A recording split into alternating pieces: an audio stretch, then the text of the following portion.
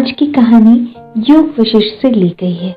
इस कहानी में राजा सिखध्वज और रानी चुड़ैला मालव राज्य पर राज करते थे। दोनों ही बड़े धार्मिक प्रवृत्ति के थे। रानी ने महल में रहते हुए मौन रहकर साधना के द्वारा और अपने सहज और अपरोक्ष अनुभव से आत्म साक्षात्कार को प्राप्त किया। चुड़ैला नियमित रूप से मौन रहकर ध्यान का अभ्यास करती थी और कुछ ही समय में उन्हें परम सत्य का एहसास हुआ और उनका चेहरा चमक उठा, पहले से कहीं अधिक सुंदर हो गया। ये देखकर राजा ने इसका कारण पूछा। रानी ने उत्तर दिया कि यह सत्य की प्राप्ति के कारण था। राजा ये सोचकर उन पर हंसे कि यह प्राप्ति केवल कठोर तपस्या से ही संभव है और इसे महल में रहकर कभी प्राप्त नहीं किया जा सकता। वो राज्य छोड़कर जंगल में तप करना चाहते थे ताकि उन्हें आत्म साक्षात्कार मिल सके। रानी ने उन्हें मना करने की कोशिश की और सुझाव दिया कि वो महल में रहकर ही तप कर सकते हैं और राज्य पर शासन भी कर सकते हैं, पर राजा ने उनकी सलाह नहीं मानी। वो वैराग्य की भावना से अभिभूत थे।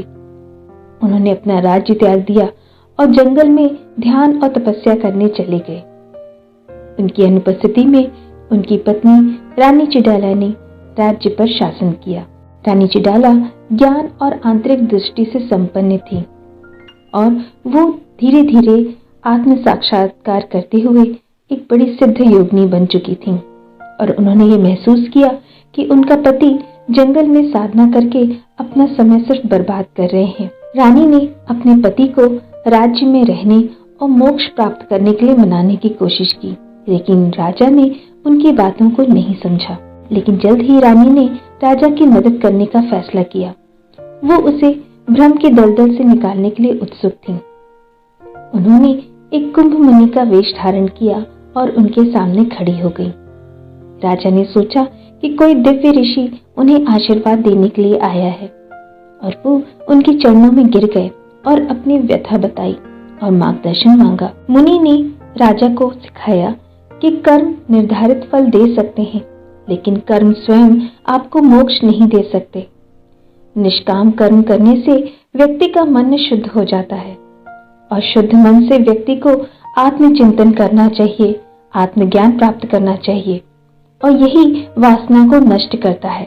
और फिर व्यक्ति को गुरु के पास जाना चाहिए, उनकी कृपा से स्वयं की प्रकृति के बारे में पूछताछ करनी चाहिए।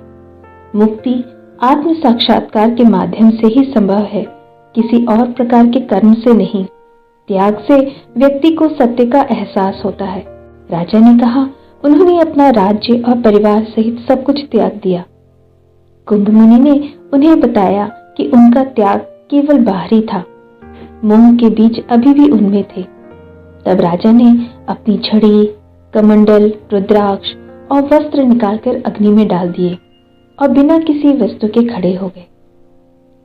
फिर भी मुनि ने उनको कहा कि उन्होंने पूरी तरह से त्याग नहीं किया है।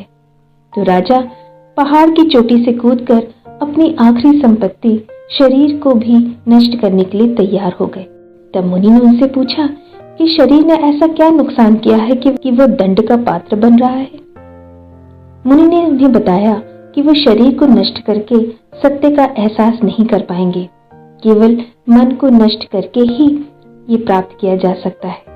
मन जो सभी तरह की इच्छाओं का, वासनाओं का स्रोत है।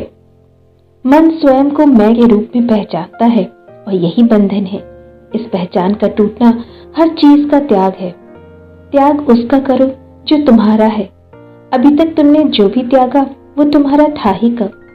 केवल अहंकार या ये मेरा है की भावना ही केवल आपकी है।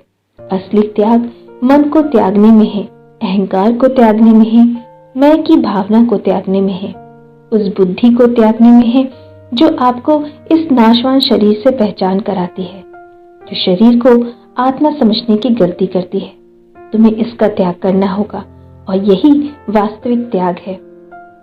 मुनि ने आगे कहा, जब आप खुद को कर्म से पहचानते हैं कि आपने ये किया है, वो किया है, तो आपको दुख होता है। वास्तव में कर्म दुख का कारण नहीं है, कर्म के साथ आपकी पहचान दुख का कारण है। इस प्रकार राजा का संदेह दूर हो गया और उसका मन शुद्ध होने लगा। राजा ने स्वयं के स्रोत के बारे में पूछताछ की और फिर मुनि ने आत्मज्ञान का विस्तार से वर्णन किया और जल्द ही राजा को आत्मबोध होते ही वो आत्म के साथ एक हो गए और आनंदमय समाधि में बने रहे। आंखें खोलने पर राजा खुशी से भर गए, लेकिन शांत रहे और फिर लौट आए। यहाँ रानी ने उन्हें समझाया कि भौतिक जीवन कभी भी आध्यात्मिक जीवन को दूषित नहीं कर सकता है। धन और इच्छाएं आत्मा को नहीं छू सकती, क्योंकि वो हमारे वास्तविक रूप से अलग हैं। ये शरीर या मन हम नहीं हैं। यदि आप पानी और तेल को मिला दें तो वे हमेशा अलग अलग ही रहेंगे। इसी प्रकार भौतिक जीवन और आध्यात्मिक जीवन बिल्कुल अलग है। लोग गलती से सोचते हैं कि सांसारिक जीवन आध्यात्मिक जीवन को दूषित कर सकता है और आध्यात्मिक जीवन सांसारिक जीवन को छोड़ने से ही संभव है। इस प्रकार ज्ञान होते ही और सत्य में स्थापित होकर राजा ने शासन किया और लंबे समय तक रानी के साथ सुखपूर्वक रहे।